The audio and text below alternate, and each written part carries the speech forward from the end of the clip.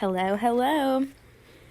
Last week, well, not even last week. My goodness, it's been almost 3 weeks, I guess now, since I've seen you.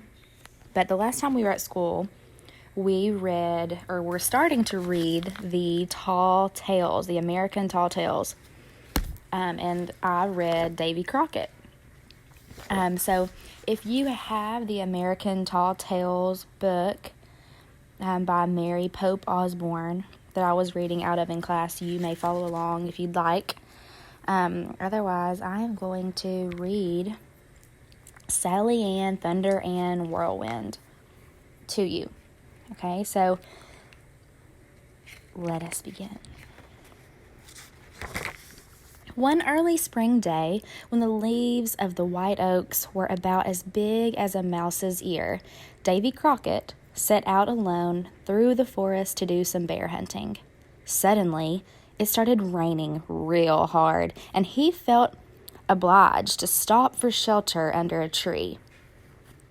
As he shook the rain out of his coonskin cap, he got sleepy. So he laid back into the crotch of the tree, and pretty soon he was snoring. Davy slept so hard he didn't wake up until nearly sundown, and when he did, he discovered that somehow or another in all that sleeping, his head had gotten stuck in the crotch of the tree, and he couldn't get it out. Well, Davy roared loud enough to make the tree lose all its little mouse ear leaves. He twisted and turned and carried on for over an hour, but still that tree wouldn't let go. Just as he was about to give himself up for a goner, he heard a girl say, "What's the matter, stranger?" Even from his awkward position, he could see that she was extraordinary. Tall as a hickory sapling, with arms as big as a keelboat's tillers. "My head's stuck, sweetie," he said, "and if you help me get it free, I'll give you a pretty little comb." "Don't call me sweetie," she said, "and don't worry about giving me no pretty little comb, neither. I'll free your old coconut, but just because I want to." Then this extraordinary girl did something that made Davy's hair stand on end. She reached in a bag and took out a bunch of rattlesnakes. She tied all the wriggly critters together to make a long rope, and as she tied, she kept talking. "I'm not a shy little colt," she said, "and I'm not a little singing nightingale either. I can tote a steamboat on my back, outscream a panther, and jump over my own shadow. I can double up crocodiles any day, and I like to wear a hornet's nest for my Sunday bonnet." As the girl looped the ends of her snake rope to the top of the branch that was trapping Davy, she kept bragging. "I'm a streak of lightning, set up edgeways and buttered with quicksilver. I can outgrin, outsnort, outrun, outlift, outsneeze, outsleep, outlie any varmint from Maine to Louisiana. Furthermore, sweetie, I can blow out the moonlight and sing a wolf to sleep." Then she pulled on the other end of the snake rope so hard it seemed as if she might tear the world apart. The right-hand fork of that big tree bent just about double. Then Davy slid his head out as easy as you please. For a minute, he was so dizzy, he couldn't tell up from down. But when he got everything going straight again, he took a good look at that girl. "What's your name, ma'am?" "Sally Ann, Thunder Ann, Whirlwind," she said. "But if you mind your manners, you can call me Sally." From then on, Davy Crockett was crazy in love with Sally Ann, Thunder Ann, Whirlwind. He asked everyone he knew about her, and everything he heard caused another one of Cupid's arrows to jab him in the gizzard.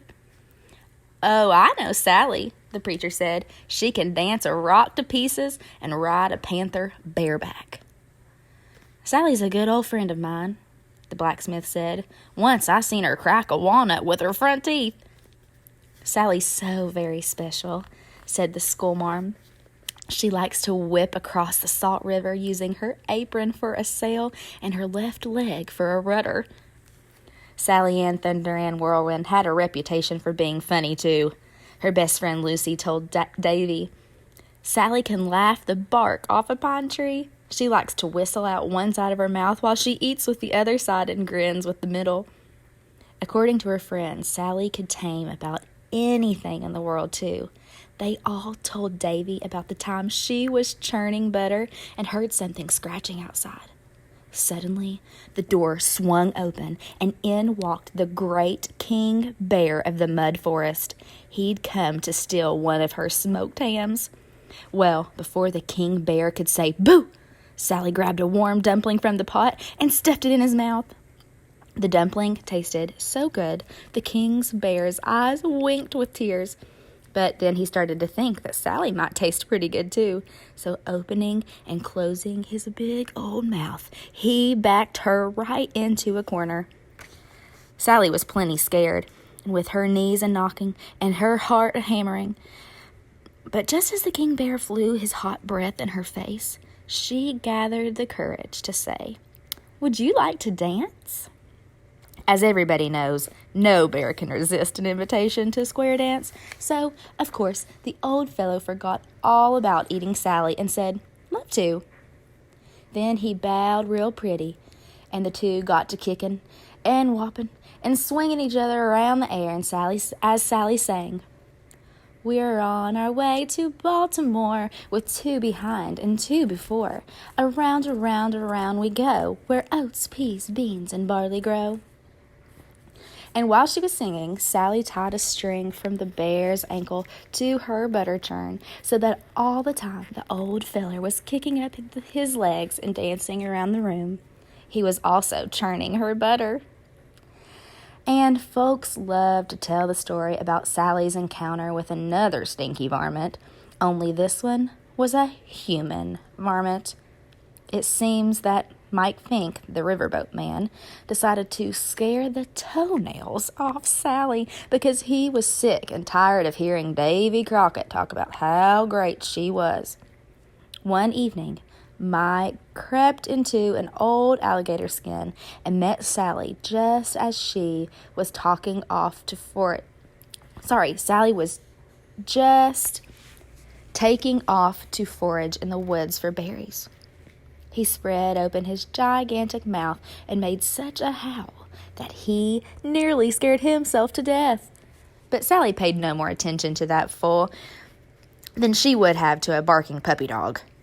However, when Mike put out his claws to embrace her, her anger rose higher than the Mississippi flood. She threw a flash of eye lightning at him, turning the dark to daylight. Then she pulled out a little toothpick, and with a single swing sent the alligator head flying 50 feet. And then, to finish him off good, she rolled up her sleeves and knocked Mike Fink clear across the woods and into a muddy swamp. When the fool came to, Davy Crockett was standing over him. "What in the world happened to you, Mikey?" he asked. "Well, I think I must have been hit with some kind of wild alligator," Mike stammered, rubbing his sore head. Davy smiled, knowing full well it was Sally Ann Thunder Ann Whirlwind just finished giving Mike Fink the only punishment he'd ever known. That incident caused Cupid's final arrow to jab Davy's gizzard. "Sally's the whole steamboat," he said, meaning she was something great. The next day, he put on his best raccoon hat and sallied forth to see her. When he got within 3 miles of her cabin, he began to holler her name. His voice was so loud, it whirled through the woods like a hurricane. Sally looked out and saw a wind a-blowing and the trees a-bending.